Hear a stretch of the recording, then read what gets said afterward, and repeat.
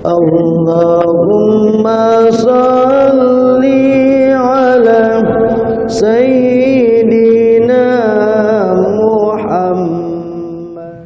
Bismillahirrahmanirrahim. Assalamualaikum warahmatullahi wabarakatuh. Innal hamdalillah nahmaduhu wa nusalli wa nusallim ala rasulihil karim, amma ba'du. Hadirin yang berbahagia, masih dalam ta'lim bab anjuran zuhud dan qanaah dalam kitab Fadilah Sedekah, lanjutan hadis yang ke-19.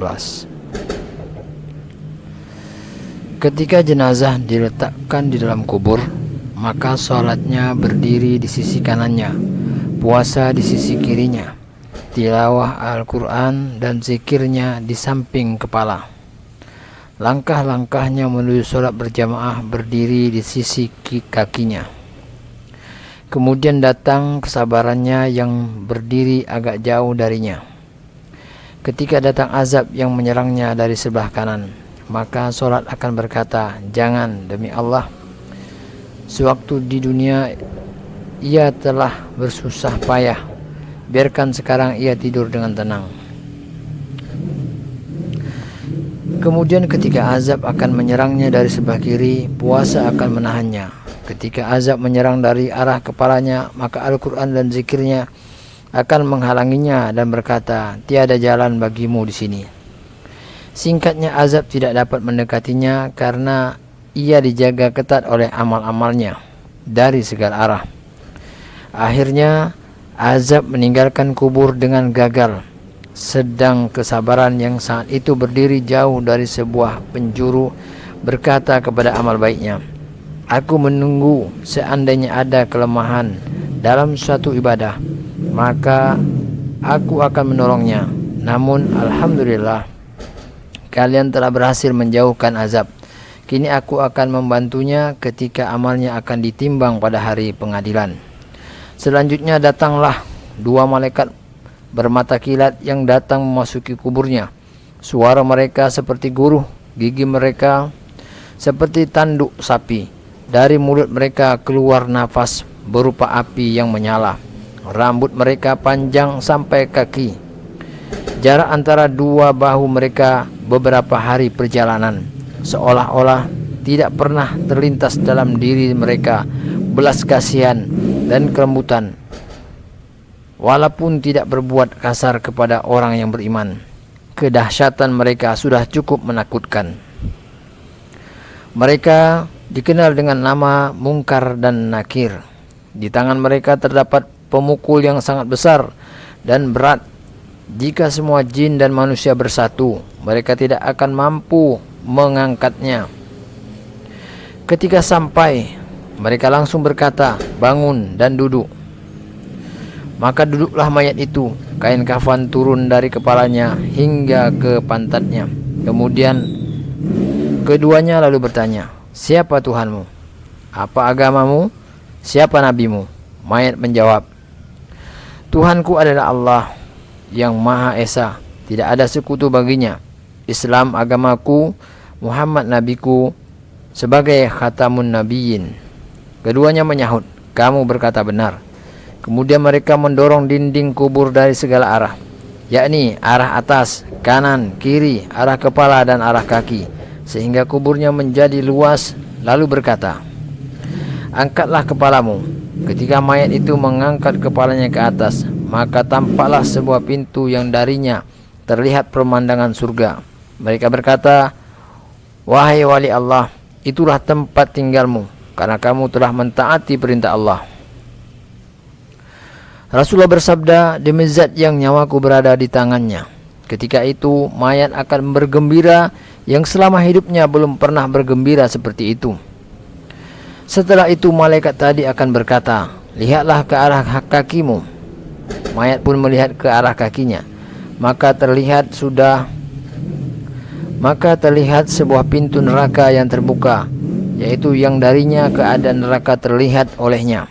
Malaikat itu berkata, "Wahai wali Allah, engkau telah terselamat dari pintu ini." Pada saat itu mayat pun merasa senang dengan kesenangan yang belum pernah ia alami.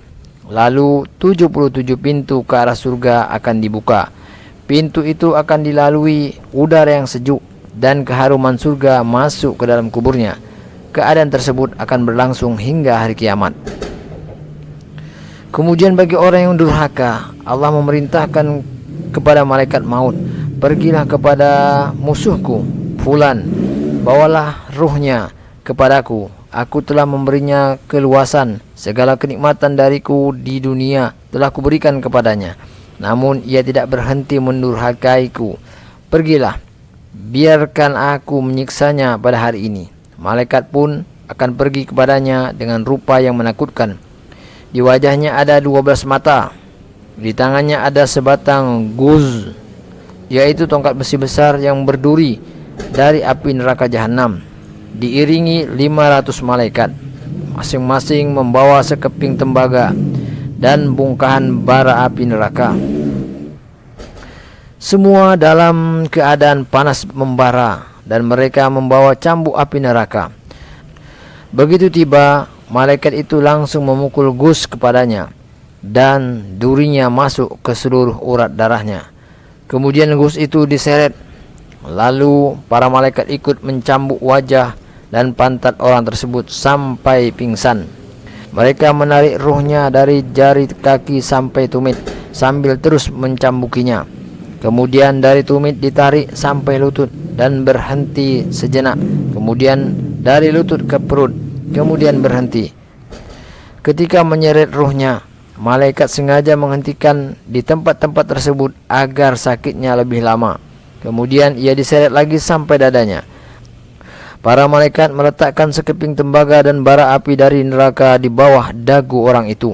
Malaikat berkata, "Wahai ruh yang terlaknat, keluarlah kepada Jahannam." Dalam Al-Quran diterangkan tentang keadaan Jahannam. Bismillahirrahmanirrahim. Fi samumi wa hamim wa dhillim min yahmum la baridun wala karim. Artinya, dalam siksa angin yang sangat panas dan air panas yang mendidih, dan di dalam naungan asap yang hitam, tidak sejuk dan tidak menyenangkan. Al-Quran Surat Al-Waqi'ah ayat 42 sampai 44. Ketika ruh itu keluar dari tubuhnya, maka ruh berkata kepada badan, "Semoga Allah memberi balasan buruk kepadamu karena kamu telah membawa aku untuk mendurhakainya dan lalai dalam mentaatinya. Kamu sendiri telah binasa dan membinasakan aku." Kata-kata ini juga diucapkan badan kepada ruh. Sedangkan bagian bumi yang digunakan untuk mendurhakai Allah mulai melaknatnya. Tentara-tentara syaitan berlarian menuju tuannya dan memberi kabar, "Kami telah menyebabkan seseorang masuk dalam neraka jahanam." Dan ketika mayat itu dibaringkan di dalam kubur, kubur pun menghimpitnya sehingga tulang-tulangnya saling bersilangan. Lalu ular-ular hitam mendatanginya dan mematuknya dari hidung dan dari jari kakinya, kemudian bertemu di tengah tubuhnya. Lalu Mungkar dan Nangkir mendatanginya di dalam kubur dan bertanya, "Siapa Tuhanmu, apa agamamu, dan siapa nabimu?" Namun karena mayat itu diam saja, malaikat segera memukulinya dengan kuat dengan guznya, sehingga bunga api tersebar ke seluruh kuburnya.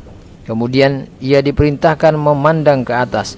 Di atas sana ia melihat surga dengan segala kenikmatannya melalui sebuah pintu.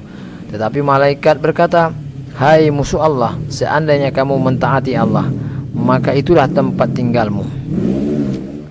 Rasulullah bersabda, "Demi zat yang nyawaku berada di tangannya." Ketika itu mayat sangat menyesal dengan penyesalan yang sangat dalam yang tidak pernah ia alami selama hidupnya. Setelah itu pintu neraka pun dibukakan untuknya, dan malaikat berkata, "Wahai musuh Allah, inilah tempat tinggalmu, sebab kamu telah mendurhakai Allah."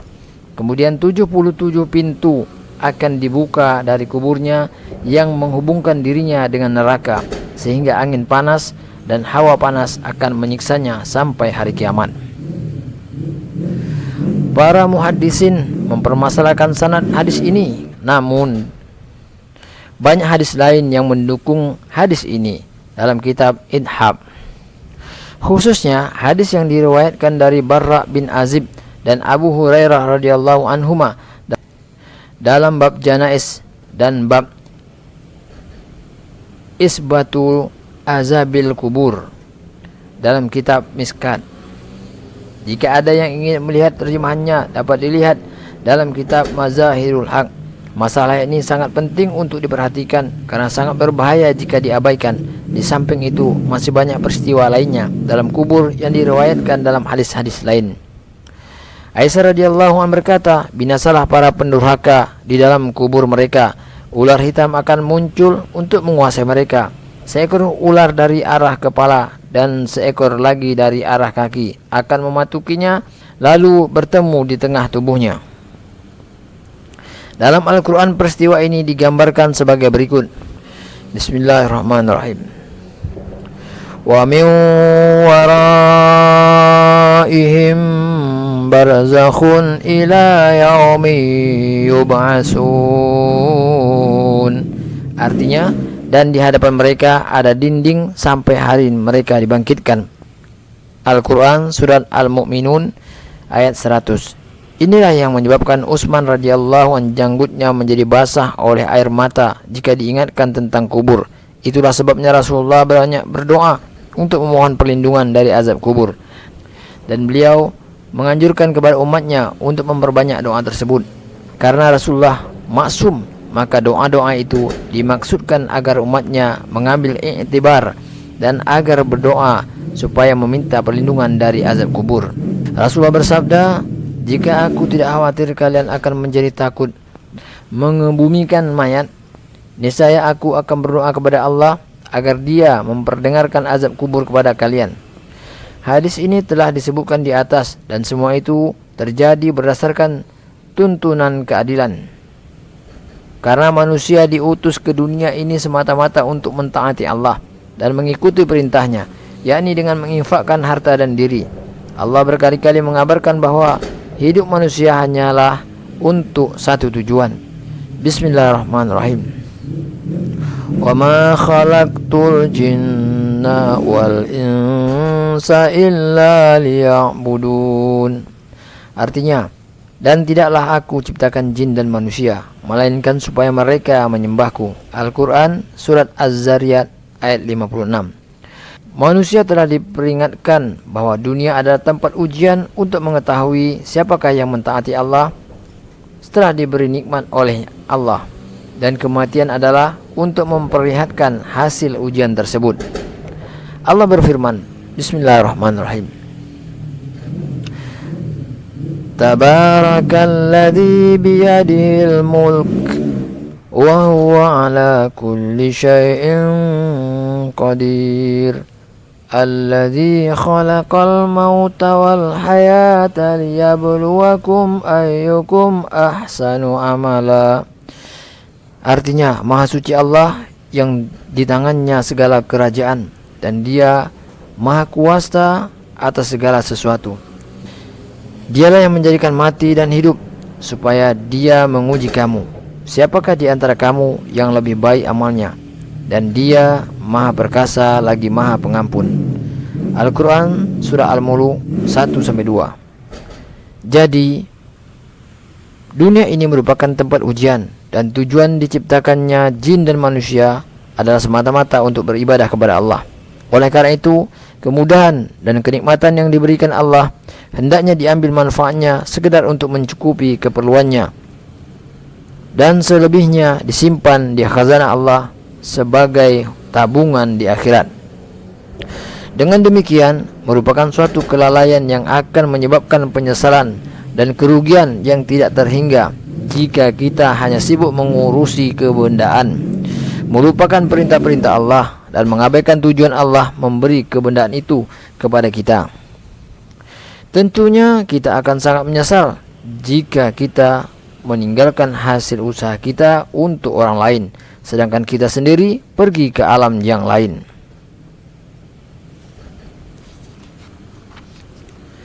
Jika kita masih memiliki akal, hendaknya kita duduk sejenak di tempat yang sunyi, lalu membayangkan seandainya malaikat maut datang dan mencabut nyawa kita, apakah yang akan terjadi pada diri kita dan harta benda yang telah kita usahakan selama ini. Alhamdulillah hadirin yang berbahagia, kita telah dengarkan sedikit pembacaan taklim. Semoga apa yang kita dengar bisa kita ambil iktibar di dalamnya dan sebagai renungan bagi kita, dan dengan rahman rahimnya Allah, semoga Allah memberikan kekuatan pada kita untuk menyampaikan dan mengamalkannya. Untuk sempurnanya majelis, kita tutup majelis kita dengan doa kifarah. Subhanakallahumma wa bihamdika asyhadu an la ilaha illa anta astaghfiruka wa atubu ilaik. Assalamualaikum warahmatullahi wabarakatuh.